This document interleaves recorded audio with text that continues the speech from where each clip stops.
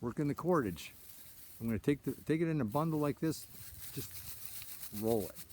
You got to get those fibers to start to, otherwise you got big thick chunks here and that's not going to work. You want more like threads, thick threads. So you're going to work it, take the whole bundle, working it onto itself. There's a real stiff one right here. We'll see if that one even wants to work. Yeah, it'll work. Rolling it, pulling it apart, rolling it again.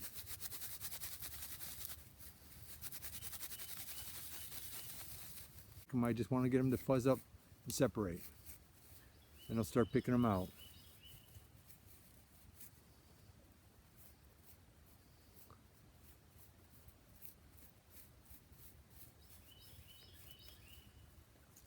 I've got nice long fibers here. Nice long fibers. Okay, I have enough fibers here. I'm going to start twisting it. I'm left-handed, so I'm twisting away until it kinks. Here, to here, to here, to here, to here. As one side begins to thin down, it's getting a little bit too thin here, I'm going to put another piece of fiber in, inner bark. I'm going to put it in and I'm going to lay it, lay this into this bundle and start twisting it. Twist it, same motion. My middle finger's my shuttle. If you don't know how to do this, if you want to learn how to leg roll, it's way quicker. That's in the video too. This is one method, doing it with your hands.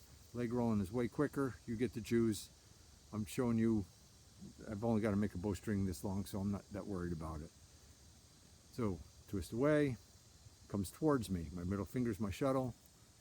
And go look at the video. I'm going to have the bowstring completed. I'll show you how to tie the knots into it, and we'll have a bow that's ready to shoot. Okay, the bowstring is long enough, and what I have to do is I have to trim off these fuzzes that are sticking out. So Swiss Army knife, scissors, just trim them off. Whatever parts are sticking up, and trim them off.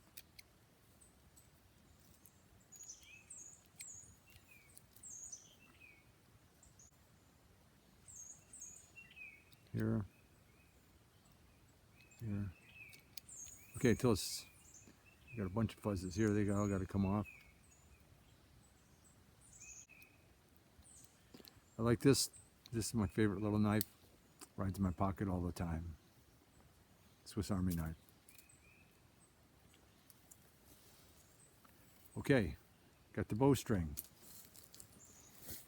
Knife goes back in my pocket when I'm done with it. I'm going to tie a lariat knot on this end with a little loop on it.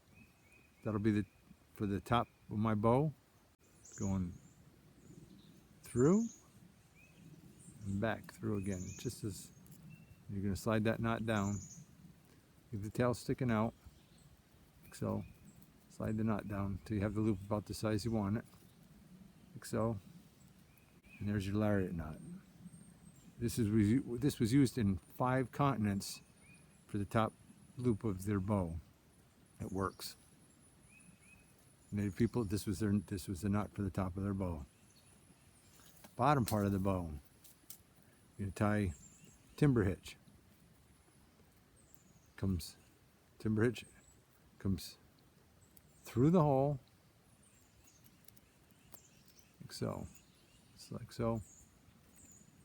It comes back onto itself. It's back onto itself. So this is a little loop that slides up and down. You're going to wrap it around 3 times. 1, 2, 3.